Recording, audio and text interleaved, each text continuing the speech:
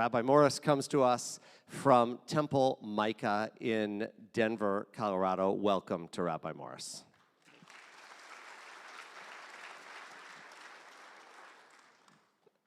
You want to say something already?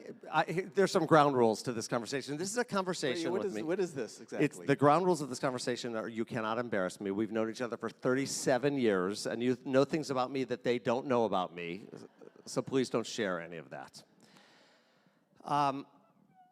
We decided that many of you know that I have a podcast called Waking Up to Life, 18 Minutes with Rabbi Josh. I interview people and ask them to talk about a moment when they woke up to life. But we thought we'd do a version of that today with all of you.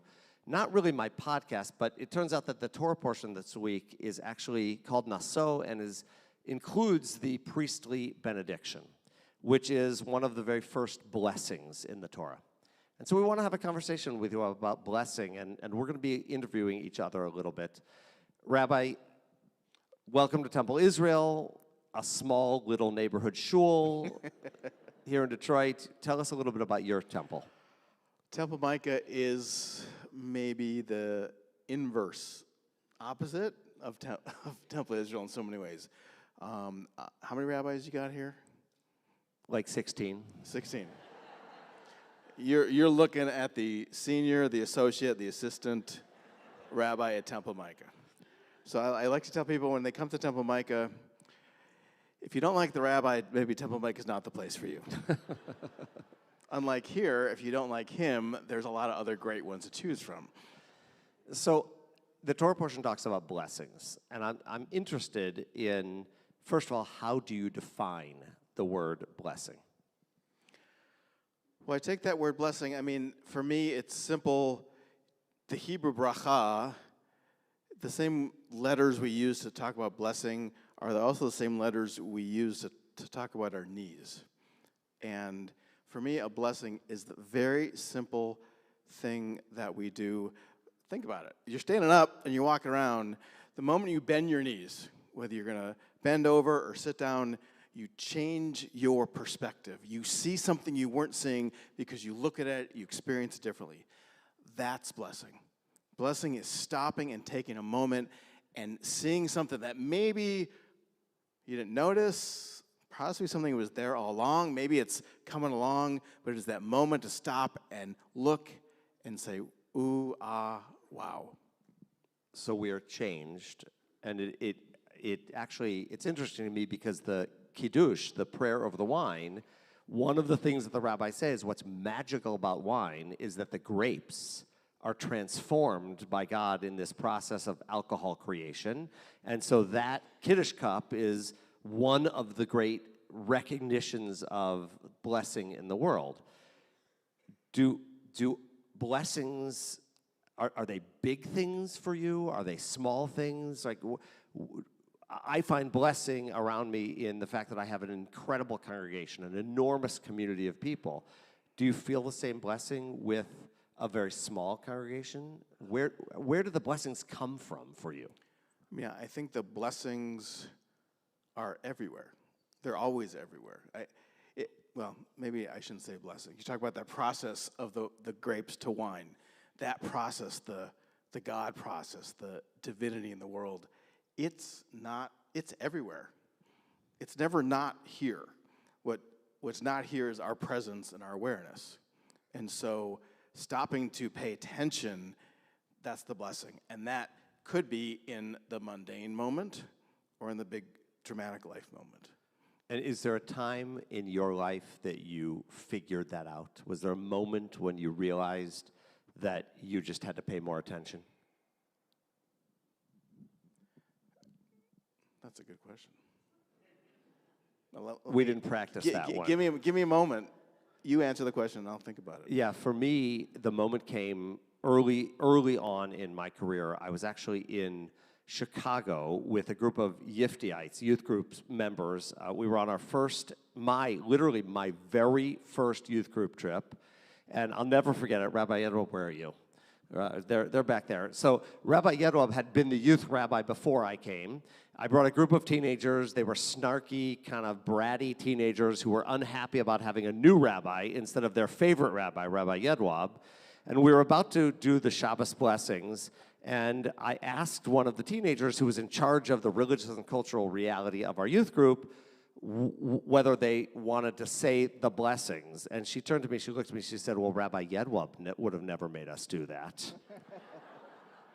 And then I had a little bit of an epiphany that if I didn't accept that it didn't have to be Shabbat candles, it didn't have to be the rituals of Judaism, that I could actually figure out a way to turn that into blessings no matter what it looked like prior to me, then I was missing something. And it was really then that I realized that we create blessings, that I create blessings. By the way, that teenager who asked that question, that was Rabbi Jennifer Kaluzny.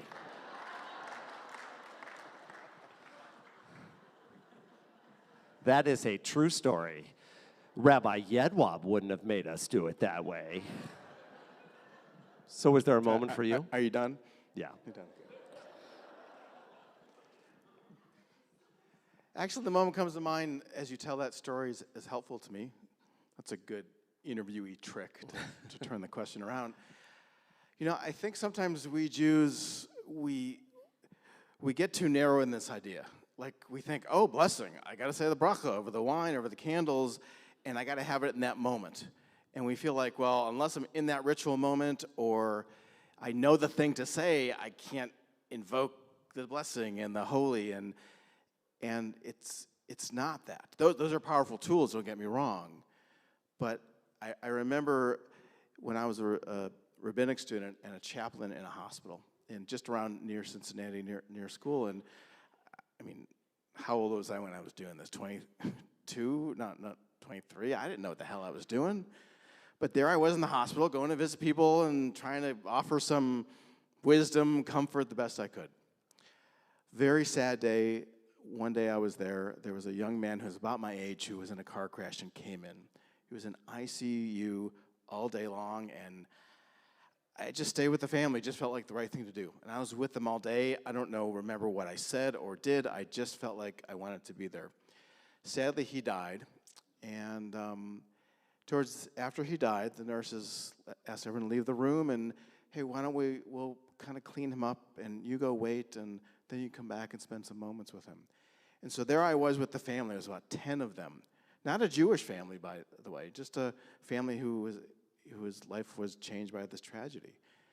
And we're sitting around, and someone says, "Chaplain, would you offer a prayer?" And internally, I am just terrified, because I don't have my rabbi's manual. I don't know what to say in this moment, what to do. And I think, thank God, his sister saw this panic in me. And she said, "Chaplain, why don't I start?" And she just, from her heart, said, prayed, blessed that moment. And it was beautiful, and it was perfect. And I thought, oh, I can do that. And so she taught me something very important, profound in that moment, that there's blessing and there's divinity, and there's all those moments, and there's so many ways we can invoke it and name it. And it's just that I think every religious tradition is all about one thing: being present, paying attention.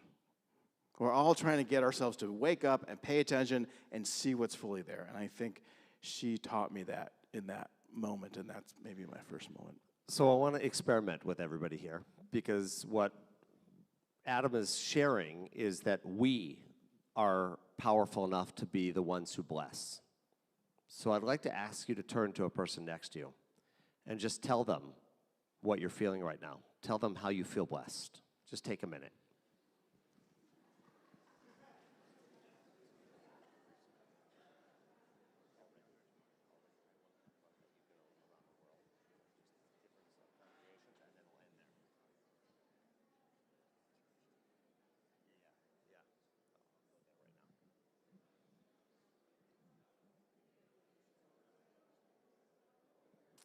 Okay, you'll have more time to do that later at the Oneg Shabbat. You know, and I think they were good. I didn't hear any Hebrew. I just heard stuff from the heart. It was. Oh, so that's interesting. You just asked. Let's come back for a minute. Rabbi mentioned that almost nobody said any Hebrew. We didn't hear much Hebrew.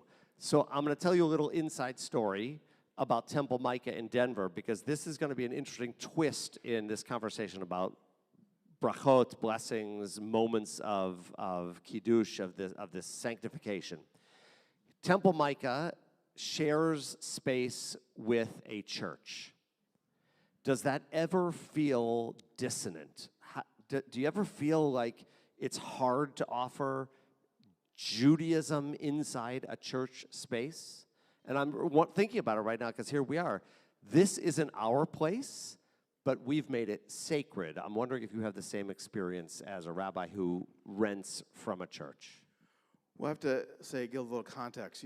We do not rent space as if we're hoping, we're going to get bigger and eventually we'll grow up and be a big congregation and have our own building. We don't have that approach. Of course, we want to grow and be dynamic, but we intentionally choose this kind of partnership. We choose it environmentally. We choose it ideologically. We choose it economically. We want to be in partnership. We like what we are as far as being a small place that, I've been to your building. It's spectacular. And I also know the significant commitment you have to make with human resources, with financial resources. And so we made that choice to want to support another place in their mission, but also to be in a place that we are a congregation who believes in and celebrates the diversity of the world and the B'Tselem Elohim and the divine spark in everyone. And so part of us doing that is living that. And so, yeah, there are people who don't become part of Temple Micah because that's hard to be sacred space. But I find it enhances our sacred space. I find that being there in that space, being held by them, it's been such a really hard last few years, and you all know even more intensely the intensity and the difficulty of our world right now. I have felt so blessed, if we're talking about blessing, by having this relationship, because I have felt held in all these awful moments the past few years, not just by my community, but the churches we partner with. We've been in with a couple over my tenure there. Whenever something has happened awful in the world to Jews, they want to hold us. It's an extraordinary feel of blessing and holding up, including on March 12th, when there were people in the church who didn't know of my connection to Josh and you, who reached out and told me that they were praying and thinking of me. There were people who knew of my connection here and wanted to check in with me and ask how he was doing, ask how you were doing. So it's actually been a really profound source of blessing for me. So far we've discovered that blessing comes from within ourselves, that we have the power to bless, that communities have a power to bless each other. I want to sort of wind this up and come back to where we started, the priestly benediction. Do you have a thought about the priestly benediction? Sure. It kind of, we're two Jews, three opinions, so I can say something opposite what I said, that talk about prayers from the heart and acknowledging those moments and authentic self true. And the power of those words and having those words to say in important moments is just so incredible. I feel blessed every time I am charged to say those words in someone's important moment as rabbi. When I'm under a chuppah, when I'm standing before the ark with a bar or bat mitzvah, the idea that I get to invoke blessing on them is so humbling and uplifting, and it just fills me with awe, even after, how long have we been doing this? 32 years. 32 years. It's still the same feeling of doing that. So I feel blessed by having you in my life, and we've learned that we can bless each other and that communities bless each other. I think it would be appropriate for us to wrap up the sermon tonight by inviting you to bless us, Temple Israel. Offer your prayers for us.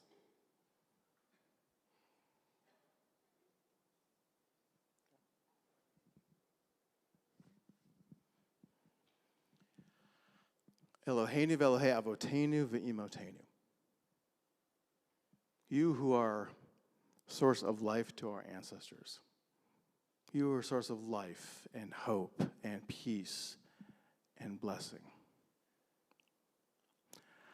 I'm not going to ask or pray that you be with them because you're always here. You're always there in every nook and cranny of our lives. You're always around us in the joyous moments that we see clearly and even in the challenging moments. What my prayer is, what my hope is, what my blessing is that all the moments, that all the people of this beautiful community, that all the people who lead them have the open hearts, open minds, and open spirits to help each other stop and remember that presence and to let it hold you, uplift you, and connect you. Amen. Amen. And Shabbat Shalom. Shabbat Shalom. Thank you.